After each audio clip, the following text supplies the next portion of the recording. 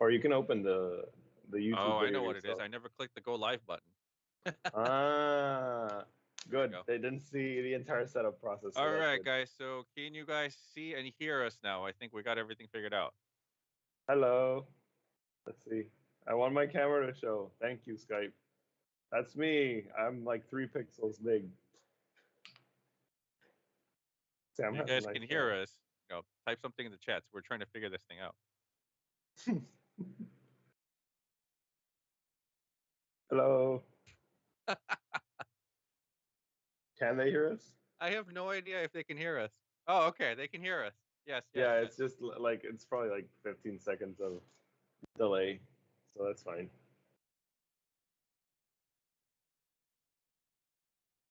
I want to get rid Okay, of my so weird background, but I can't. let's get started. We're what, 16 minutes late? Because we're trying to figure out how to work this whole call out. That's my Um, fault. yeah, Norman apparently is a good tuner, but he's horrible with trying to figure out Discord, so we have to switch to Skype.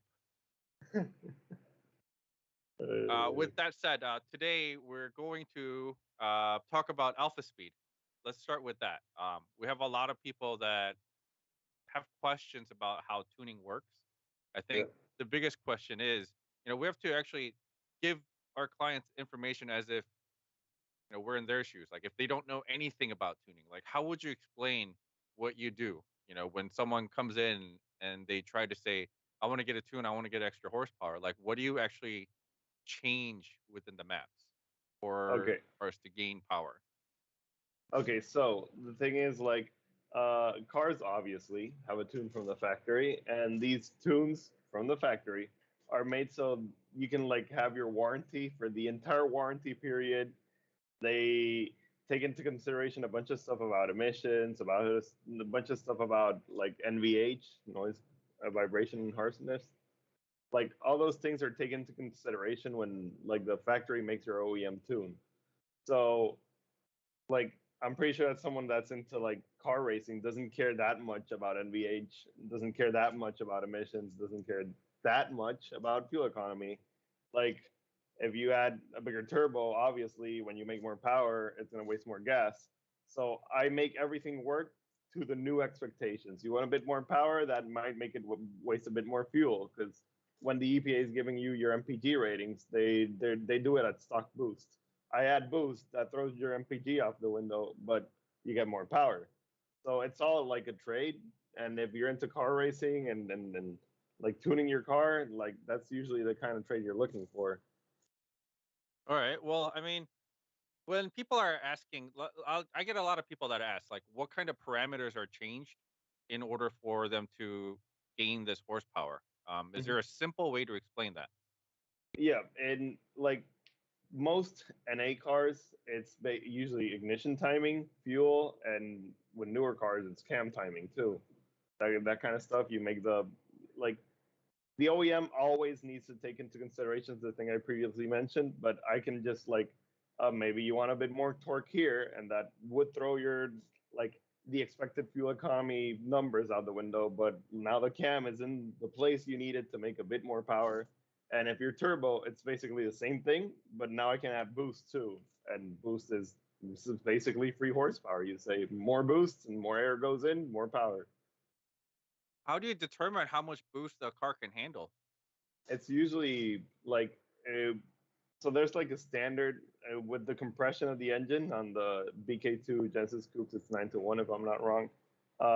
You can usually run like 20, 22 pounds on 93 octane. Like the most important factors here are what's the octane that's available in your area and what's the compression your engine runs and like what's the amount of valves it has on the exhaust. But on our usual Genesis coupes, it's 4 valves per cylinder. So that all those little factors on different engines, it changes the values a bit. But usually on 9 to 1 compression and 93 octane, it's around 20 to 22, maybe 24. But like someone needs to be conscious that 24 pounds of boost on 93 octane, like one bad batch of fuel could mean your engine. So I usually don't like pushing them that hard because I don't like broken engines. I don't think anybody likes broken engines or broken transmissions. Yeah, no, so Yeah, yeah, it's that's a all little taken. inside joke here with Norman's GT350 that he blew his transmission on. That's not. It wasn't running 200 pounds of boost at least. The engine's fine. Hey, and I have a new transmission, so that's fine too. All right. Well, let's those are the basics of tuning. I hope, if you have more like specific questions, you guys can always ask in the chat. We'll have a Q&A session at the end that Norman can go into more details about if you have a more detailed question. Um, can you maybe explain the difference between the types of tunes that Alphaspeed offers? We have the show tune, we have the go tune, and then we have the custom tune. So, like, if we can give them a general idea of what they're looking at. Okay, so as Sam said, we have the three main kinds of tunes. We have the show tune, which is a tune because I like the sounds of pops and bangs. Even I got a Kia Niro hybrid. Ricer. That's me. I am the first racer in the business. I have a Kia Niro, and I added what is basically a show tune to it. So it has pops and banks after 3,000 RPM. I always put them after 3,000 RPM because that way, if you're just driving around town, you keep it under 3,000, and you're not gonna be like. I think that's kind of annoying. But sometimes you just want to hear it, and you just downshift, and you hear the blah blah blah blah. And so the show tune is basically for show. You can have your pops and bangs. We can add, if it's an ECU that supports launch control, we add launch control, and it's basically so you can enjoy the sounds of having a tune, but you can still run 87 octane. You can pretty much like it changes no operating parameters except the things that make it like sound cool. So that's why it's a show tune. We have the go tune on most cars. We add like the typical parameters that someone would add on any cars. You add usually about 2 degrees of timing. You lean it out a bit, and you raise the rev limiter, and that usually gives you like on most any cars like 10 to 15 horsepower. So a go tune has everything that the show tune has, plus a bit of horsepower. But you do need to use premium fuel because now we change timing, now we change fuel, like the amount of fuel that we inject. So we need the octane to keep everything safe. And then the custom tune is a tune that's made for your car. If it's on the road, we use all the data logging equipment that our dealers have. And if it's on dyno, then you can see the dyno sheet, you can see the stock versus the tune, and see all the process of the tune. We might add more timing, we might add less timing, we might lean it out more, lean it out less. All depends on your setup. That's why it's a custom tune. Like the Go tune's just like a one size fits all tune, which is what most people call like stage one, stage two. We just sell you a Go tune for 91 octane or 93 octane. That's it. And if you want a custom tune to make everything fit directly your car, then you get a custom tune that if you change the turbo or if you just want the peace of mind of knowing that the tune's made for your car, you get a custom tune. Okay, so I mean, the things that we can take away from that is basically show tunes really for the pops and bangs more than anything, just to Yeah, really draw attention to yourself and try to get tickets. Um, I like that. I fully support this. and then go tune is basically a tune that you've created that's safe, and it's more of like a general blanket type of tune that covers most parts, basically Yeah, all right. Sam died. Everyone died. No, Skype no, you're back. Skype had a small fart there, but we're back. We're back. So let me repeat that again. So for the go tune, can you see me? Yeah, yeah. It's okay. All right. So for the Go tune, what we're talking is basically it's a generic blanket tune that that covers anything from stock to full bolt-ons. Yeah. And a custom tune obviously is for, dialing it in all the way to the end. Now, when do you suppose a custom tune is necessary over just a regular Go tune? Uh, so I would get a custom tune if you've changed like a big thing that determines how your engine works. So if you've changed injectors, you've changed the turbo, or if you have an NA car and you change the cams, or you have a weird intake that on especially cars with mass airflow meters, when you change the intake, you need to calibrate the intake because like the calibration of the flow meter is due to the diameter of the intake pipe, and that needs to be dialed in exactly. So when you have like one of those things that seriously affects how the air goes into the engine, you need a custom tune. But if you have like basic bolt-ons on a Genesis that doesn't have an airflow meter, you have intake exhaust and not much else, you can get a go tune and it's probably gonna be fine. Like you might miss out on like 10 horsepower, but if you're willing to make that trade, you can just get the go tune and save a bit of money. Okay. I mean, let's move on to dealers. I know how many Alphaspeed dealers are there in the US right now? In the US, I think there's about 35. We have I'm pretty sure it's 3 in Florida. We have like 4 in California. We have you in Chicago. We have people in New York, New Jersey. Gonna have one soon in Alabama. Have one in Hawaii. We have 3 in Texas. That one I'm sure of. Uh, and like we have a list of dealers that you can get off our Facebook page, or you can ask one of the dealers, or you can write to alphaspeedpr@gmail.com asking, hey, is there a dealer in my area? And the person will let you know if there's like, please tell them where you are, because sometimes people ask me, hey, is there a dealer in my area? And they don't say where they are. So I'm like, I don't know if there's a dealer in your area, but I hope. Yeah. That's the worst, right? I always get emails that says, "Can I get an update on my order?" But they don't give me any information on what they ordered or what the order number is or what the name is. Yeah. More Yeah, so information the better so that we can actually help you guys. yeah. It just tells us like I have this car and I'm in this area, and we'll let you know if we have a dealer with the tools for your car because we can do pretty much anything with an ECU on it that runs in gasoline. But some dealers have some tools, some dealers have other tools. So if you just write an email to alphaspeedpr@gmail.com, tell us the car you have and where do you live, and you're like, what are you expecting out of the car, and we'll let you know. Like, there's a dealer this distance from you. He has this tools. Maybe if the dealer doesn't have the tools, we can tell them to get the tools to do your car. Since at least like our we have a few dealers that have all the tools, and we have tuned European cars, American cars, Japanese cars, Korean cars, every kind of anything with an ECU on it, we can tune it.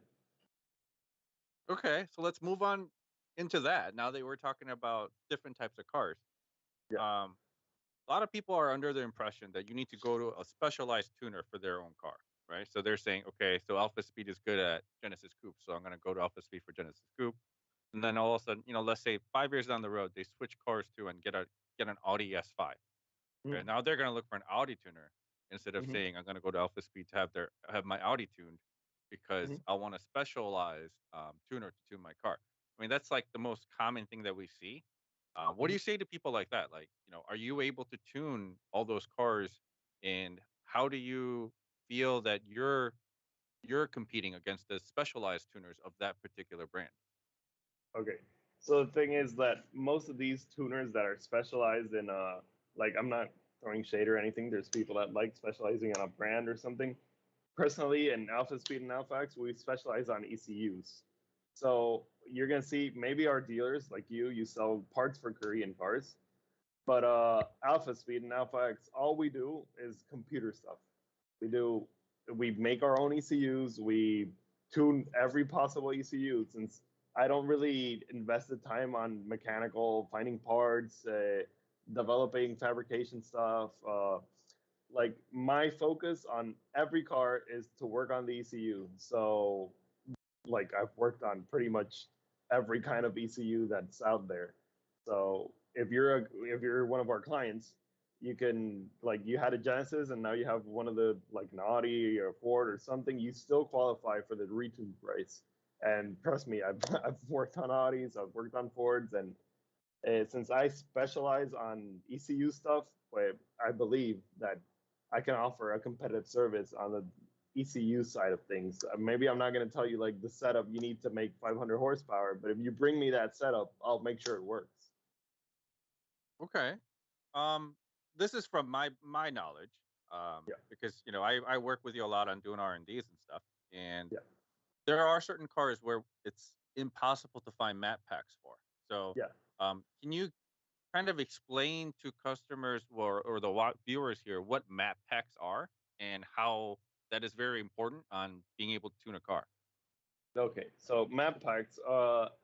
I personally, I have made my own map packs for a few things, especially the Genesis scoops. That's how all this tuning stuff started.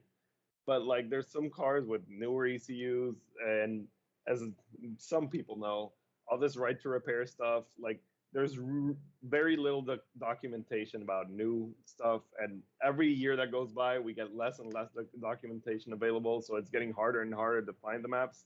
And while like if someone makes a new car and uses a Med 17, that's the ECU on the Veloster. That's also an ECU on most Porsches. That's also an ECU on the Ford Focus ST.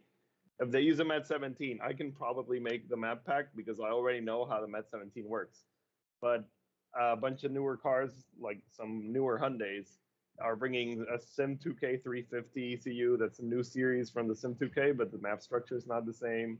And then I can't just like find like, oh, this map looks like this, and then I start defining it. Like on an ECU, you can read the memory off the ECU, but you need to get this memory and start like checking. Okay, so this part of memory here is the fuel map, and this is the second fuel map, and blah, blah, blah, and it like. Can I give an? I think I can give an example. Give me a second. We Yeah, have it'll the be nice to show people that this isn't just click a check mark and be done with a tune type of thing. yeah. Hey, I can. Perfect. Okay, start sharing. Uh, is it showing? It is showing. Okay, so let's go to Winnows. That's the program I use, Winnows. So if you ever want to learn a lot about ECUs, you can download Winnows and do your best. So this here is I don't a recommend ignition that. timing map. What? I don't recommend people download Windows to try to tune their own car. I mean, I wish everyone luck. If you want to learn, I'm never against people learning, but I can tell you it's hard. So this here is the ignition timing map on a Genesis Coupe. But let's find another thing that I've mapped out. I did a tune this week for a Fiat 500, and see you can see here the list of cars that I've done tunes on. Stupid. Actually, this one's funnier. This one's it says Fiesta, but it's one of the three-cylinder escapes. A local guy had an escape with a like he had intake exhaust and all that stuff, and he wanted pops. He wanted a show tune. So I had to look for the ignition maps here to add pops to it. And see, I found them. But while the Escape uses a Med 17, this map structure is the same as my GT350. So I use my GT350's timing maps to define the maps on the Escape. And that's how I like it. Like HP tuners didn't have the map for this car, but Auto Tuner pulled the bin off the car, and then I defined it here on Winnows, and I added pops to it. That video will be soon. If anyone has a three-cylinder Escape, they want to put pops in. Hey, I did it and it worked. That was pretty funny. And see, so you can see this is a timing map, but this is a timing map too. So just because I know how to find timing maps here doesn't mean that I know how to find timing maps here. And that changes with every car. Like, see the Fiat, the map structure on the Fiat is also different. There's a Fiat 500. Map structure is different here too. It's fucking Yeah, weird. so if you guys are actually looking at what Norman is showing us here and you have no idea what it is, you're with the other 95% of the world that really don't know what the hell that is. And it is okay that you don't know, but we definitely wanted to show you that this isn't something where you can just click a check mark and have something happen. There's no check mark Hey, for a pops and bang. There's no check mark for, add another 5 pounds of boost. It's yeah, all zeros and ones and little graphs that you'll never understand. yeah. I mean, I don't say never. Like, I'm starting to give classes to people locally, but they're in Spanish. So if there's enough support, I might start translating all my stuff to English. But Yeah, I mean, it might be better if you do it in English because it will take me years to learn Spanish. I need to start in Spanish first, and then I'll start moving stuff to English. But I'm not gonna say it's impossible. But I've been working with Windows since like 2013, and like only recently have I started seeing, okay, so this is probably what a map looks like, and define all this stuff. And I've taught Daryl how to do that too. That's why Daryl's the other tuner inside Alphaspeed. But it's not easy, and it takes quite a bit of time, and that's why we offer the service. Because if you're not interested in sitting down and finding maps and defining stuff and changing stuff and seeing if it works, we already did all that for you. So yeah. Um, yeah. With that said, I mean, you worked with the VF tuner guys, right? To Yeah, So it what was like, the story behind that? you mean the new tool for the Genesis scoops? Yeah. Yeah, I provided Matthew with the with a base map pack for the Genesis scoops, so that way he didn't have to Google and try to find it. Because I do believe I'm a person that really I like the idea of open source, and I think this is like a thing that would help a few people that really want to tune their own car. They don't want to bring their car over to us. I don't want them to like be angry at us because we're like, no, you're the like we are the only choice. No, we show you what we do. I do the best that I can when I make a tune. But if I can help the market move forward, I can help the things like someone that isn't interested in buying Winnels so they can do Fiestas and Fiats and buying auto tuner that's $5,000 and doing like it's a bunch of investments that many people don't really want to do. But maybe some guy bought a Genesis like off a auction lot and he wants to tune it himself. He can buy this new software and give it a go because it is kind of hard. But if they want to sit down and put down the hours, I'm not going to tell them not to. Do you recommend that people use this software without any prior tuning knowledge? I I don't think that's a good idea. Uh, I'm not gonna tell you not to. You can blow up your car. You can do whatever you want. But I've shown you. You guys can see. It's a bunch of maps. Let's see. This is not the complete depth because this is probably from a car I was doing, and I just defined the maps that I need. So this has 500. Oh, I'm not streaming the desktop, huh? Let me stream this again. Okay, it's showing. So uh, you can see here, you see that thing that says 508 maps? So I think this is a Go tune I did like 2 days ago, and I defined 508 maps to be able to do it. But so yeah, when you get this software that has everything laid out, you're gonna have to touch at least 508 maps. So that part is probably not gonna be very fun. But if you're up for it, I can't tell you not to. Yeah, I wanted to touch on that subject because I think there was a misconception from a lot of people that are thinking it's something that they could just buy, download off the internet, and start tuning their car. As simple as literally saying, "Oh, here's my stage one tune, let me flash it. Here's my Mm. stage two tune, let me flash it." It, it Yeah, is and it is a really nice tool, but you need to have prior knowledge and know how to actually work the system yeah, to not exactly. blow up your engine or have it not even start. Yeah, and you can buy this. And again, the software has all the tables laid out. It reads and writes your ECU. But like the Sim2K is not an ECU that anything else uses. The Sim2K was made for Hyundai.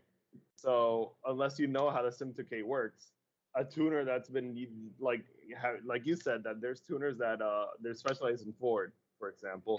They know how Ford logic works, but they don't know how the Sim2K works. So you take this tool over to them, and they're gonna be like, "What is this? How does this work?" Yeah, I think that's definitely something that we do have to go over, make sure these people understand that it's not really for general population, um, but it is a good step forward to basically make this market grow. Yeah, Help the whole KDM market step yeah, forward because it is in a way an open source.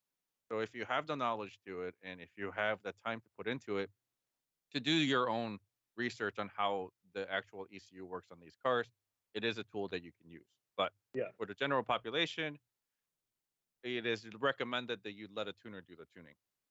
Yeah, I completely agree with that because that's that's pretty much it. Like unless you're really in, unless you're a like a tuning shop that really wants to tune Genesis, then it makes sense for you. Or if you're a person that really wants to learn how the Sim2K works and how all that stuff is working together, then it also makes sense for you. But if you have a car, you don't have the time to sit down and learn all this stuff, and you just want to tune so the car goes as fast as you want it and everything works together, then you should bring it over to a tuner that, like us, hey, that can tune your car and make it everything work in less than a week. All right, so we're seeing some of the guys asking questions in the chat. I just want to remind you guys we do have a Q&A session at the end of the video or the end of the stream. So I will get to your questions. So don't think that we're ignoring you. We just want to cover a lot of the subjects before we start answering questions. So next thing I want to ask you about is I know a lot of people are thinking standalone. Yep. So I know Haltech was one of the only options for the longest time. Yep. But we've been seeing a lot of link ECUs that you've been doing R&D with. So what's going on with that? So okay, my main focus, AlphaX works with ECUs, and we make our own ECUs, and we work with other ECU people to bring options to the market. And Link ECU, I got my hands on one like that was already like, damn, that was like 3 years ago already. And I saw that the CAN bus, like I can implement the CAN bus communications myself. So that means I can integrate this ECU with many cars. And obviously, since my main car is still the Genesis, I started hacking away at the CAN bus, and I noticed that I could make everything work. Like, so we know that the BK2 Genesis coupes, the AC doesn't work with a Haltech because Haltech never cared. Frankly, I'm sorry, I love Haltech, but they did not care if the BK2's CAN protocol changed. They said like, the dash works, you can see the coolant temperature, keep using it. You figure out the AC. So on the Link ECU, I can write the CAN bus. So that's how I added the map switching, the AC control, and I can implement that all on the Link ECU. And since the Link ECU was also developed recently, it's an ECU that was developed like in 2019. It came out 2020. It has a bunch more features than the current Haltech line has, which is the reason I've been telling people you could get a Link and you had this. It has the traction control, the traction control map switching. You can have actual map switching on BK2s and BK1s. When you have traction control on, that's map 1. When you hit the traction control button, that's map 2. And on BK2s, if you hold it, it changes into map 3. That changes your boost, changes your fuel, changes your timing, and changes the traction control built into the Link ECU. Since on the Link ECU, I hacked the 4 tires, I can compare the wheel speeds between the front and the back. So if the back tires are going faster than the front tires, it knows that it's slipping, so it starts limiting the throttle. It's basically what the stock ECU does, but I can control how much it limits from the throttle. So you don't have this really aggressive traction control. You can have that aggressive traction control on on the first map, and then every stage of map switching changes the amount of traction control that you have. So is the Link ECU plugged in line with the stock ECU, or does it replace the stock ECU?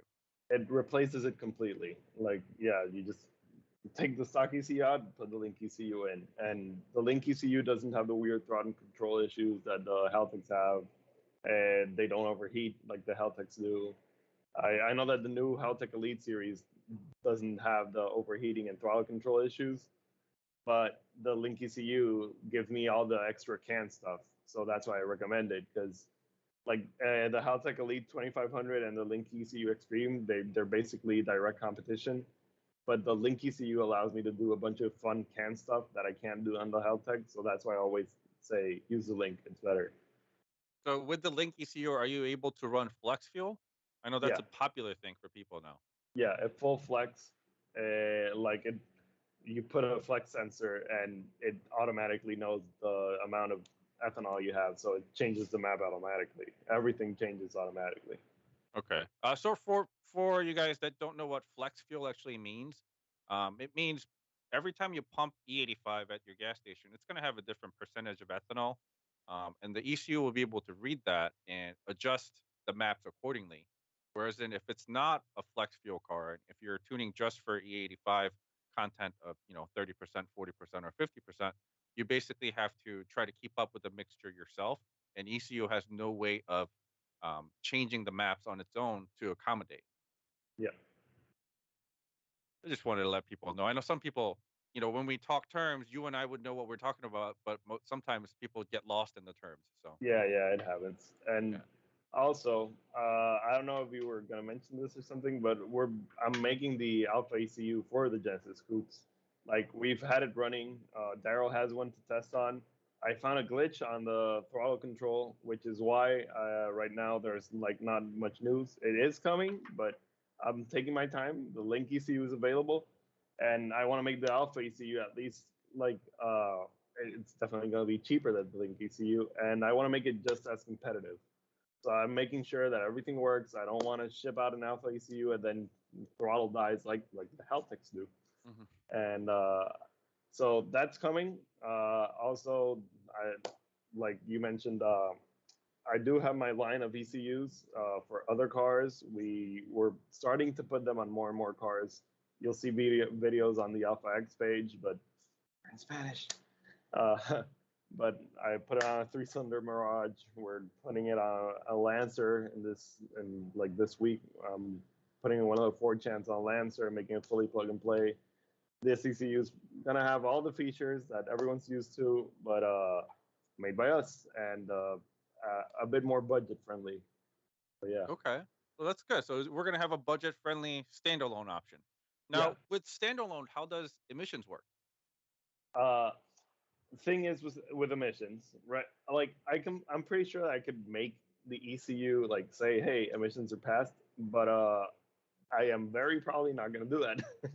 You should keep your stock ECU and stock components, put them all back on, go do the emission stuff, and then swap back out. I think that is the best choice because that is the how do I say like federally correct choice.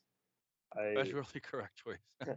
I'm not like I can't implement. I can spit out the messages from the ECU and say that emissions passed, but that puts me in hot water, and I want to stay out of jail so I can keep making stuff. So I'm not gonna do that.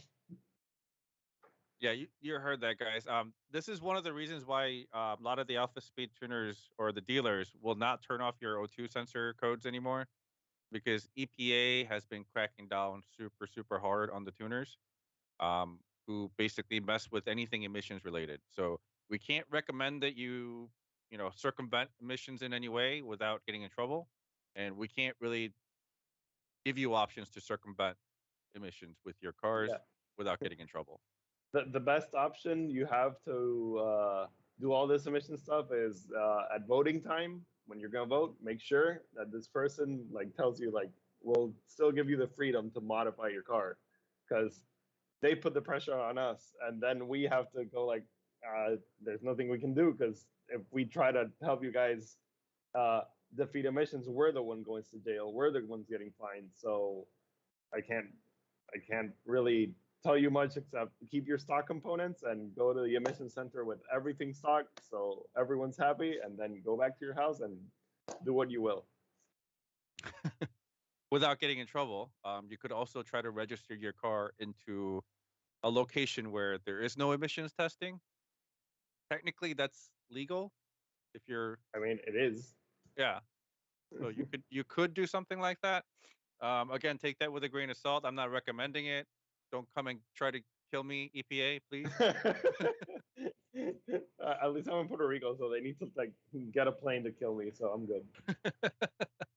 Well, I'm in Chicago, and this is a very, very blue state, and we're all about emissions. So yeah, let's not get into any politics, but I gotta watch myself. I just believe like I I I get the idea of lowering emissions, but the tuner market is really tiny. Most people aren't driving around Cadillacs. Like the emissions we produce are pretty small. And like when I tune a car, I'm not gonna tune it so it makes more emissions on purpose. Maybe it makes more power, so it spits out a few more like bad stuff. But I'm not gonna make it run rich and like make it smoke. I'm not gonna offer you a freaking rolling coal tune because that's not cool either. But Yeah, I think the first people to get in trouble was the diesel tuners, right? With their coal rolling. I think they yeah, were the first yeah, ones. yeah. And the thing about rolling coal, it's also it's not as bad, but since it looks really bad, everyone got boned. All right. Well, I mean, let's we're almost at the end of the video here. I know we started a little late today because we couldn't figure out how to get the live stream working properly. But I think we could get into a little bit of a Q&A session now, unless there's more stuff you want to cover. Right now, no. What I'd say is that we're developing a lot of stuff in AlphaX. The thing is, again, my market, my local market is Spanish, and I'm usually talking Latin American stuff. But I do know that there's interest from the English speaking side of the market, and I started out working with the English speaking side, so I'm trying to set everything up to make it all like have AlphaX, have all the resources for learning, have our ECUs, tuning, all this stuff, and I'll start making it in English once it's all like on a solid floor, like everything is steady, everything's set up. Okay, I can start making English content. So for now, if you know Spanish, you can watch the videos on the AlphaX YouTube channel or follow the AlphaX YouTube page, or you can use the built-in subtitles because they usually translate most of what I say. But don't worry, guys, I haven't forgotten about you. And yeah, let's go to the questions. All right. So the first question we have is: are there any dealers near Indiana? Uh, Not anymore. We were open to getting a new one, but right now we don't have one close to Indiana. I think I'm the closest one to Indiana, of Yeah, anything at the moment. yeah.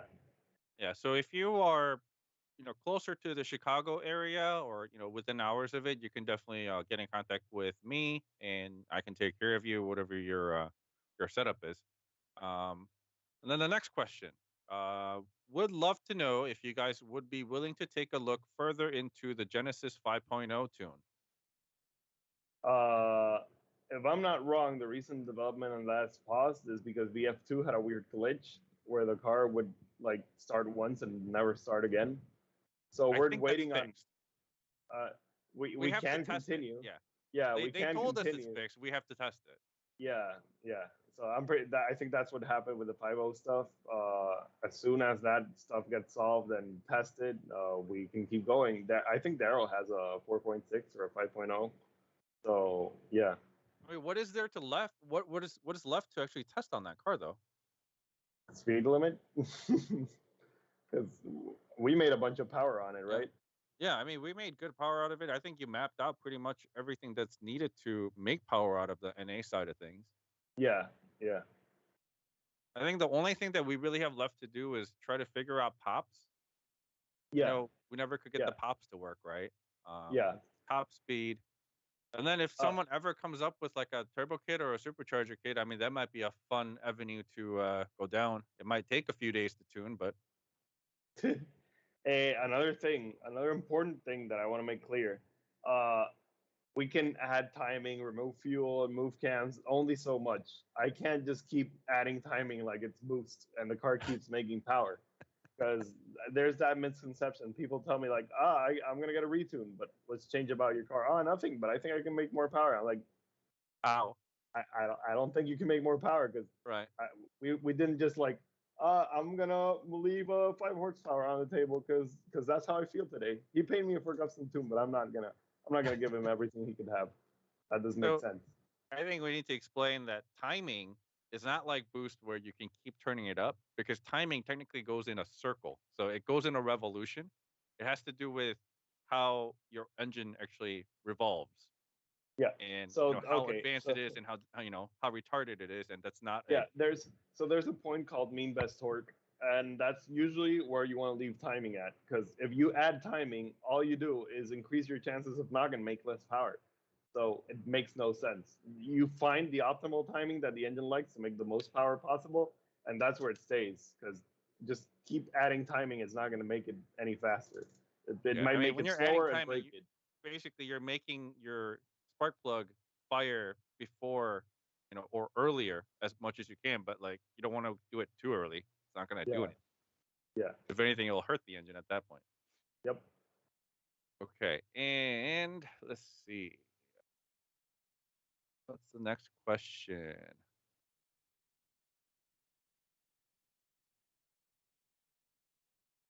So I heard that the new VF tuning software will magically solve the impedance issue for using aftermarket injectors on stock ECU for BK2.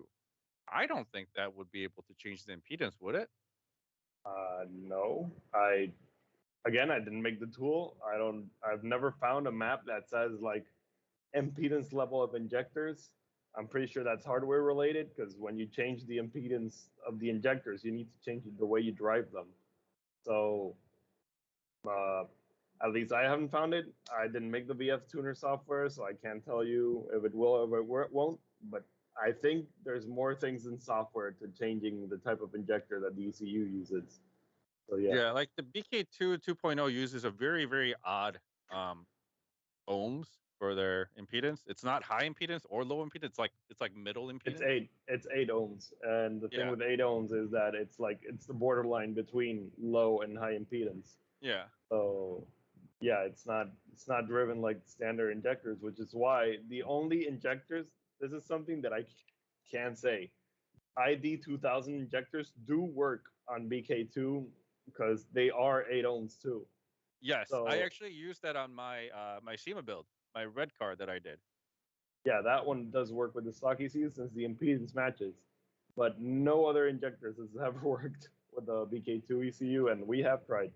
But if the VF Tuner software maybe has a table that I didn't find on the BK2, because like I showed you, I found all the, like I have to manually find all the maps. If I Right. didn't find like a thing that changes the drive mode of the injectors, then that might fix it. And the only thing I personally don't think that's possible. You don't think it's possible, but I mean, if they did it, good for them, right? Yeah. Okay, let's see what's the next one. Would the AlphaX ECU have flex fuel compatibility? Yep. Straight answer. Yep. Yep. It will work. You just wire it flex fuel, and it's the same as like what explained on the Link ECU. It detects the amount of ethanol and it changes the map automatically. Okay. Next one related to that. Will AlphaX be able to do CAN bus integration like the Link? Of course, that's another thing that I need to make sure everything works fine, but it is working. The dash works. It does see the AC request. Coolant temperature works. It's just make sure all those things work consistently. Okay. So I mean, yeah, we went over that while we were talking about the AlphaX ECU, but I mean, yeah, it's basically you're going to have a standalone that's just affordable. That's all. I mean, everything else is going to be the same as other standalones. Yep. Um, yeah, because standalones they're kind of ridiculously priced. So when Alpha Yeah. X standalone comes out, I think it'll definitely be a market changer for a lot of people. Yeah. Yeah. Well, do you have like an ETA on what we're looking at for the Alpha X ECU for the Genesis Coupe platform? Really, so we're fixing the throttle thing. We need to do a modification on what the boards we have, test it out. If it works, we need to make a new board that just so the fix is built in. And then, so what's left to test on the Alpha XCCU is stock BK2 wastegate control. We want to make sure that works too. So that way, even if BK2s want to run like a stock turbo BK2 wants to run it, we can control the wastegate on it. Maybe we can do some fun stuff with it because like the norm right now is to eliminate that, but stock like the electronic wastegates are pretty cool. You can slam them shut and idle, and you can like control boost directly. It's much better than a pneumatic wastegate. So we might want to make sure that works too. And I'd say like 2 or 3 months to get all that stuff sorted. That's what I'm shooting for at least. Okay.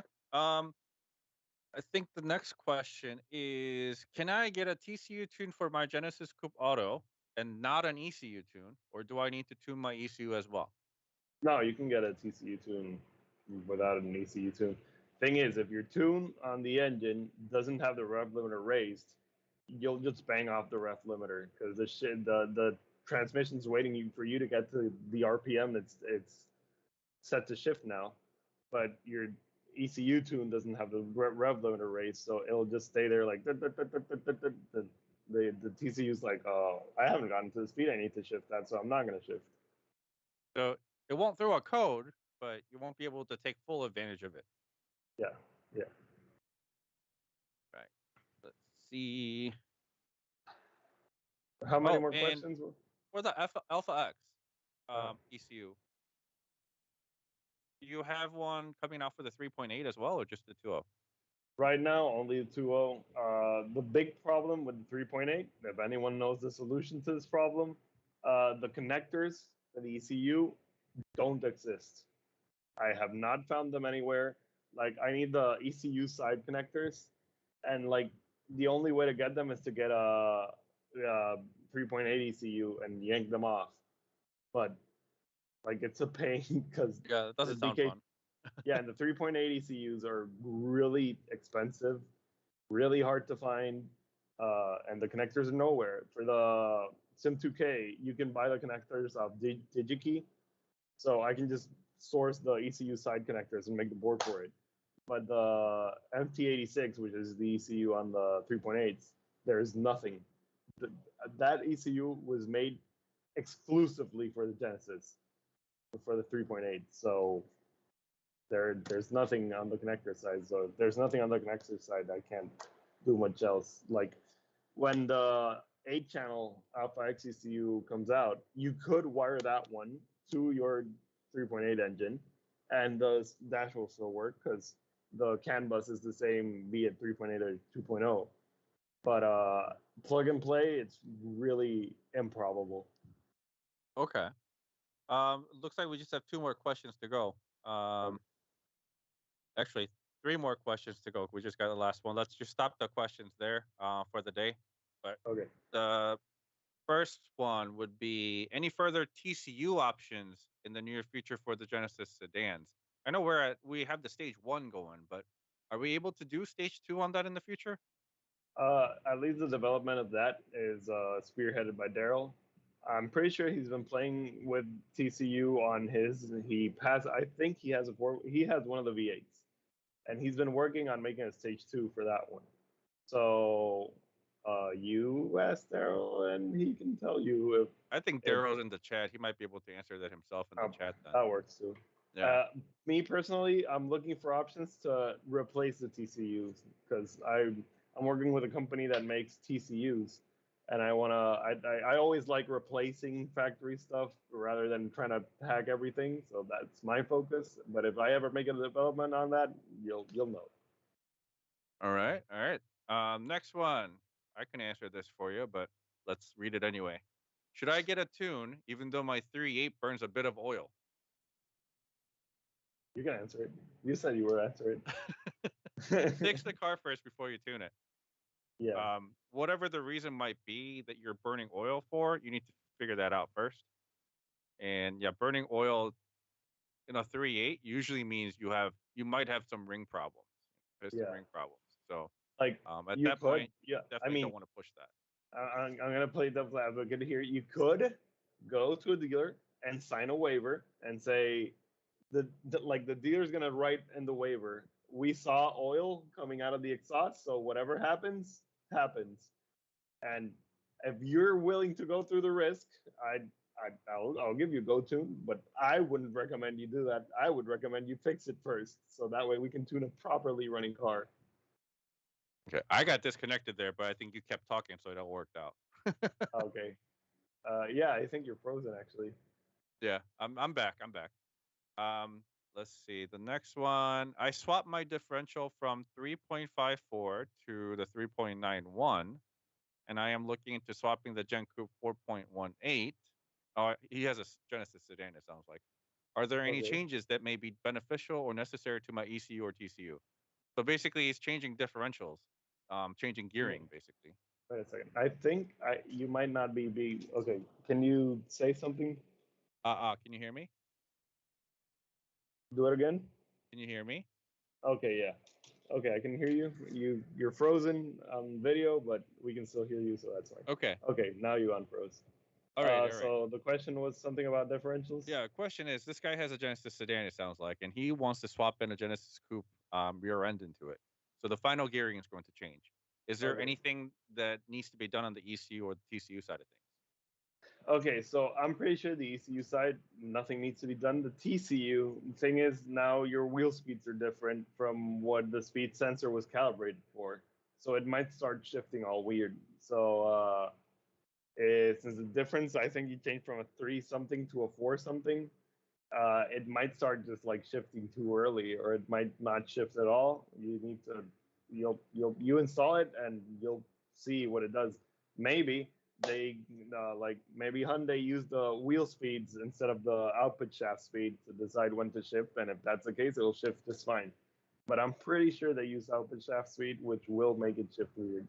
If that's the case, do we have enough access to the TCU to make those changes? We have the complete map pack, but again, TCU stuff, Daryl's been spearheading it, so I can't.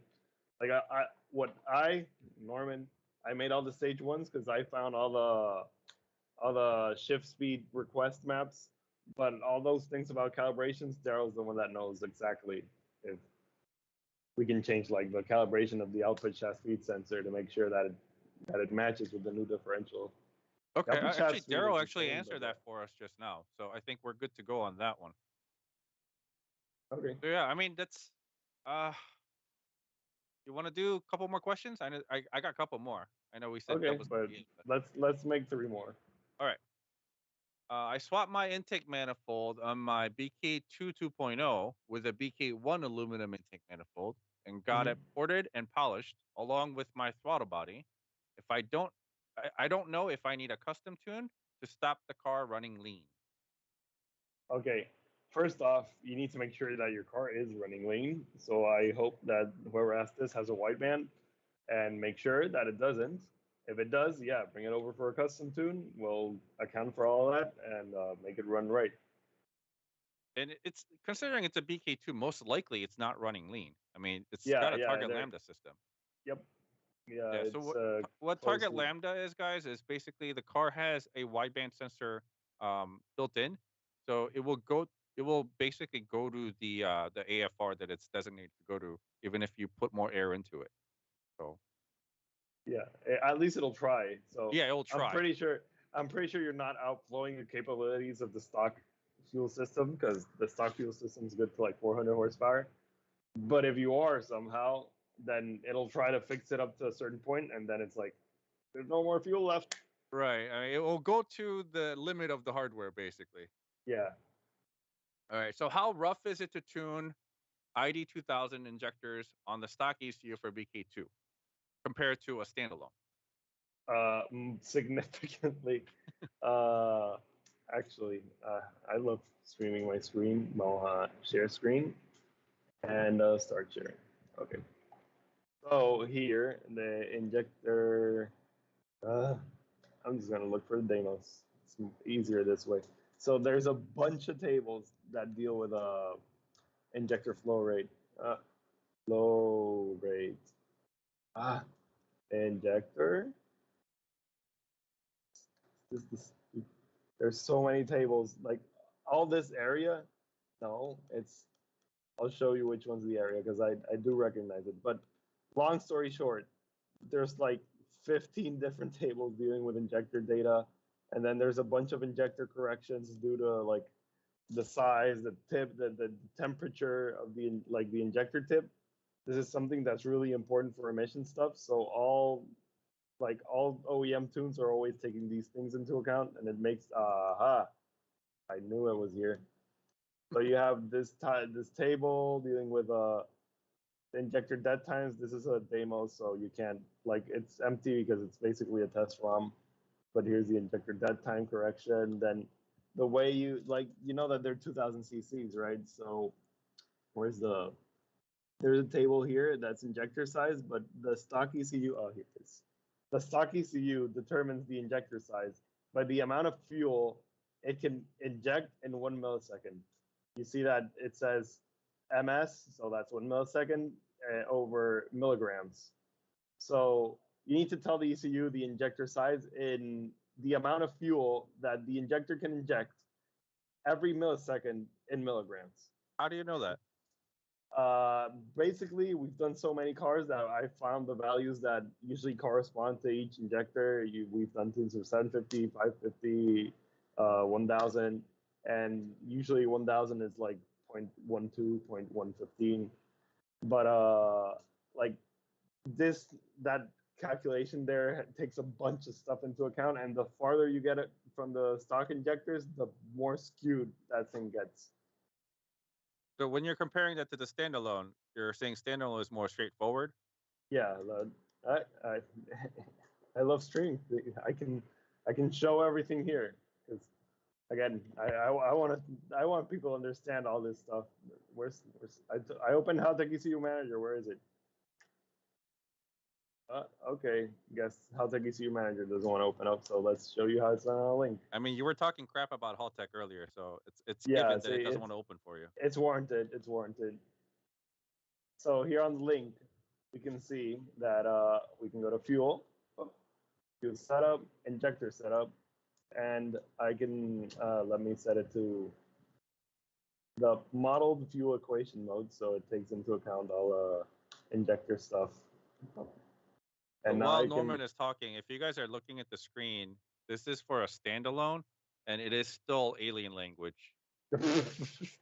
See, here I can put the injector size. So I put 2,200 injected, and they're rated at 300 kilopascals of fuel pressure, which is I think around 43.5 psi. Let's make sure that 300. See, yeah, 43 psi. So I tell the ECU the pressure that the injectors were tested on and the size that they are, and then I give them the dead time table that the injector company gives you, and then that's it. The injectors are set. You do the rest on the fuel table. You make sure that this fuel table gives you the target, like the values here is we want an idle at 0.95 lambda. You make sure that with the correct injector values, it gives you 0.95 lambda, and that way you know that everything is calibrated correctly. I mean, if it's this simple compared to the OEM ECU on a standalone, like why do they make this OEM ECU so complicated to begin with? I mean, it runs the same way, right? Everything. This is like a golden lesson that I've learned on tuning and ECU stuff. Okay, good. So the thing is, all this complicated OEM stuff is because of warranty and emissions. They need to make sure that if they sell you a car and you move to Alaska, that car is going to turn on just like it turned on when you lived in Florida. And to do this, you need to take into account so many things, like the injector tip temperature won't be the same in Florida and in Alaska. So that could affect how fueling is done. That could affect your emissions, because I don't know if they test for emissions in Alaska, I doubt it. But if they did, they need to make sure that your car passes emissions in Alaska too. So these stock ECUs have a bunch of complicated stuff because they don't know who they're like. Your car needs to be generic. They need to sell it everywhere with the same hardware. With the aftermarket ECU, you can change your injectors, your turbo, blah blah blah, and everything's laid out so you can make it run correctly. But maybe if you tune it in Florida with an aftermarket ECU and you move over to Alaska, you might need a bit of cold start tuning, because obviously in Florida you're not going to touch those tables, but you are in Alaska. So that makes it like, remember that with an aftermarket ECU, you will have a tuner that can tune it in Florida, and you will have a tuner in Alaska. If Hyundai sells you a car and they only tuned it in Florida, then you need to go to a dealer in Alaska, and the car dealers, they don't know how to tune. So then they're gonna have to fly out an engineer to tune your car in Alaska, and they don't want to do that. So they do everything in the factory and take everything into account in the factory, but that makes it significantly more complicated. Yeah, I mean, to add to that, I think that's why we see a lot of these car companies testing cars in extreme temperatures, extreme atmospheric pressures, and depending on what the sea level is and all that too, because the ECU basically needs to compensate for wherever the hell you're going to take the car. Yeah. One thing that I've noticed before was a lot of these race cars from Japan would run standalones for their race car series. And then they'll go overseas to a different country to race, and they all run like crap. Mm-hmm. And that's like the most common thing about standalones is that it doesn't have the same parameters as the OEM ECU, where it can basically adapt to a lot of things, but at the same time gives you an easier way in to tune the car. Yeah, and it like the standalones. Like I have tuned cars in Alaska, so you do have access to make everything work, but you need to put in the time to make everything work. And if you're a person that got a standalone ECU and you live, I'm gonna keep using Florida because it's right there, so the temperature's about the same, everything's about the same. So if someone tunes your car in Florida, they're gonna make sure that everything works in Florida because they are in Florida, but you ship it out to Alaska and they didn't touch the cold start tables for like really cold temperatures. So maybe they estimated it, or maybe they didn't even touch it. Like I typically like estimate, like I think when it's gonna be this cold, they'll need this much more fuel. But some people sometimes don't even do that. So then the car doesn't turn on in Alaska, and it's not saying that the aftermarket ECU isn't made to work there. It's that you need to put in the time to make it work there.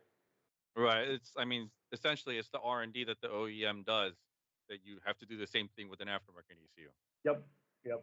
It's just like distilled in a way that's easier to crunch. Also, this is another thing that might be interesting. I want to bring it up. A lot of the tuning in the factory is done by computers and AI. They just set up an engine with a bunch of sensors, and they press a button that turns it on, and then the ECU, like, they have this system that basically accelerates the car. It simulates the car existing in a world, and it does all the tuning. It finds if it knocks. It optimizes timing for whatever load they're gonna run it at, and whatever horsepower they're gonna run it at, whatever emissions they're gonna targeting. Like, it's basically the engine gets thrown into an engine dyno, and it's left there to just suffer and go through a bunch of cycles, do a bunch of emission stuff, do all this stuff, and a bunch of sensors just correct everything, and that's how the map is made. So when are you buying this unit? What? Oh, like to make all this stuff? But yeah, soon. Trademark. I think we just have one more question. It's asking about what you think about doing cams for the 38 GDI, like tuning side of it. Not he's not asking you to cut one, but he's asking how is it. Like I don't think tuning is gonna be especially complicated. Like if the idle's a bit different, at least on the what you call it on the BK2 3.8, it's map based, so we won't have any flow meter issues because when you have big cams on cars with mass airflow sensors, there's sometimes reversion because of the overlap. The And mass the airflow map, sensors on the BK138.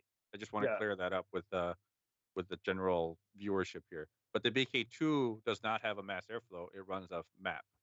yeah, and that since like you don't see the reversion on a map, uh, it probably will run better. Maybe we need to raise the idle, but we can do that. That's not a problem. And it probably would make more power. My opinion, and this is a very personal opinion of mine, don't add cams, add a turbo, because the 3.8 engines don't really like high RPM. And when you add cams, you need RPM. That's what cams are for. So you can spin the engine up, make the same torque, but higher up in the power band, so you get more horsepower. Make the same torque. So the thing about cams, they move. You've seen dyno sheets; they go like. So with cams, you take the peak torque and you move it to the right. So you make the peak torque later in the power band, which gives you more horsepower because you're spinning the engine faster. Uh, so if you get cams, you need to rev it out more. And the 3.8 engine does not like being revved out. We have seen it time and time again. They do not like going past 7,004, 7,005. And it's usually bearing problems that when you rev it out that high, and that's not something that we can fix in the tune. I can't increase engine bearing lubrication. There's no lubrication tables in the ECU. So my personal opinion, buy a turbo kit, buy a remnant kit, whatever kit you'd like. Remnant's one of our dealers, so you could buy a remnant kit. Run 6 psi, barely any boost, and it's gonna make like what, like it makes like 100 more horsepower. Yeah, it usually puts down like 420 at the wheels, Yeah, you're gonna get which is more a really good horsepower. number. If we could smoke weed on here, yeah, it'd be a really good number to put down. you can you can get a lot more horsepower for maybe a bit more money, but I personally think it's going to be more reliable, especially since we have the BK2 map sensor mod. Right. Now the stock BK2 ECU compensates for boost, and you can see it that it pulls the timing that it needs to pull when it comes into boost. It fuels it properly. Like ever since the BK2 map mod exists, I love tuning turbo setups because they're painless. They just work, and the cars make good power. And yeah, but And they're a hell of a lot more reliable than what they used to be with just the stock map sensor. yeah, because the stock map sensor, you had to disable a bunch of safeties and stuff because yeah, it would see boost and I'd be like, oh, fuck this. But now since we can show the boost to the ECU is like, oh, so it's running. Like I can even see it on the data log how much boost you're making, Right. which is really good. That means the ECU's like the ECU knows, there's this much boost. Let me do this. Let me do that. Yeah, I mean, if you guys want to know more information about how to build a 3.8 with the turbo kit, I actually uploaded a video. I think it was Friday on Yeah, the turboing the 3.8s. It explains in detail, all the parts you're going to need and things like that. And it does go over the 2.0 map sensor that Norman just picked out or pointed out. That 2.0 map sensor is definitely a huge, huge plus to having a more reliable 3.8 turbo. Unlike yeah. when the turbo kits first came out, a lot of people were blowing them up left and right. Literally, you run 5 psi and it will blow up after 10,000 miles. And the biggest reason for that was ECU really didn't see the boost. We were after 1 ps or after what 0.2 psi, ECU doesn't see Yeah, anything. it's 120 kilopascals. That's like 2.5 pounds. Yeah, But you're already running like the base kit brings out 5 psi spring, so you're running 3 pounds over that. That's not good. yeah. So But yeah, I mean, I think that's it for the questions today. We're all good. I, I think Basically, this I think this was a pretty good. I like the stream. I like answering questions. And everyone tuned in. You got your questions answered. We're gonna be making more streams like this, right? Different yeah. I mean, topics. we're Today gonna was try to do tuning. this at least once a month. At Yeah, least once a yeah. month. We gotta have different topics. I don't know. Today was tuning. We might have something else completely next time. We might talk about the Met Gala. No. Yeah, yeah, yeah. I mean, Blake Lively's dress was kind of cool this week. I only know about Bad Bunny because he's from Puerto Rico. Everyone's here is like, oh, look at his dress. Alrighty. Well, everybody, thanks for joining us. Make sure if you're not subscribed to the channel, subscribe to the channel. And then like I said, we're gonna do this probably at least once a month. If Subscribe you to my have channel certain too. subjects that you want us to cover, let us know. You The could comments below. comment. Yeah. Uh, And if you have any specific questions about things that we didn't cover today, you could always email us, and we could take care of that for you, or even answer it on the next live stream. All right. and make sure you follow my page too, AlphaX on YouTube. It's in Spanish, but sometimes you'll see videos in English, and I still like the support. They have subtitles in English, so you can watch it that way, or you can find a friend that speaks Spanish and he can translate for you. I think the automatic translation does pretty well. Yeah, So yeah, yeah. yeah, it's Spanish to English isn't too bad. When you're trying to do auto translate for Korean to English, it's ridiculous. But Alrighty, guys. Thanks thanks for everyone. joining us. We'll see you on the next one. Goodbye. I still haven't touched